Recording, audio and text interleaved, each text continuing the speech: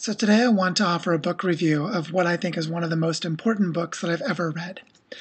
Philosophy in the Flesh, The Embodied Mind and Its Challenge to Western Thought by George Lakoff and Mark Johnson.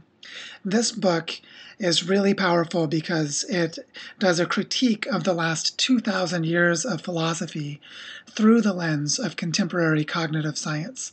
So they take insights from linguistics, psychology, neuroscience, anthropology, and other related fields, and then they go back and reevaluate the foundations of philosophy over the last 2 millennia. And one of the things that's really powerful in this book is they introduce a concept that they call empirically responsible philosophy, which basically means that for a philosophical idea to be legitimate, it has to be consistent with what we know from other domains of knowledge about how the world actually works. And so they go through and look at all of the foundational concepts of philosophy, so causation, time, what it means to be a person, morality, the concepts for self, and other such things. And they show that when we understand how the human mind works in terms of our natural embodiment, meaning that the kinds of minds we have are shaped by the kinds of brains we have, the kinds of bodies we have, and the kinds of social and physical environments we find ourselves in, that when we take this perspective, which is now the established, scientifically valid way of understanding the mind, then we can go back and critique the ways of thinking that have been developed over the last 2,000 years and do a separation of the wheat from the chaff, showing which pieces are good and valid and can still be kept, and which ones need to be updated or modified to reflect what we now know.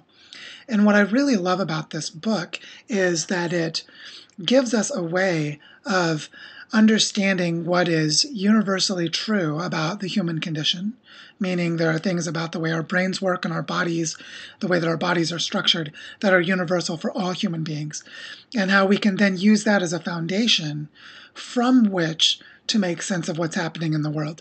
So one of the big discoveries of social science in the 20th century was that the perspective that we take is always going to have some level of subjectivity. So there's always going to be some bias or incompleteness from any particular viewpoint. Well, that is a powerful critique of the philosophical traditions that assume it's possible to have a universal, what's called a bird's eye view, to see how the world is outside of a specific perspective. Turns out that it's not possible to do that. But there are actually ways to take an approach to building knowledge from within our perspectives and then validate them by critique and argument and debate among other people who have slightly different perspectives in order to get at what is true and real. And so this book answers that question and resolves it once and for all. So when you hear people talk about how there's this relativism and that there are things that just can't be known because we're always within a subjective experience, it's actually kind of a naive view of relativism. It's actually a more nuanced understanding that lets us get back to what is real outside of our own perspectives, but we can only get to it by going through our perspectives and then comparing with the perspectives of others around us. And so this approach to philosophy is developed beautifully and powerfully in this book, Philosophy in the Flesh, which I can't recommend this highly enough. It's such a fantastic book for anyone who wants to understand how to create empirically responsible philosophies of economics, politics, or other social theories, and then use them for design of, say, urban environments, economic policy, social policy, and so forth. So that's it. I highly recommend this book, Philosophy in the Flesh by George Lakoff and Mark Johnson. Enjoy.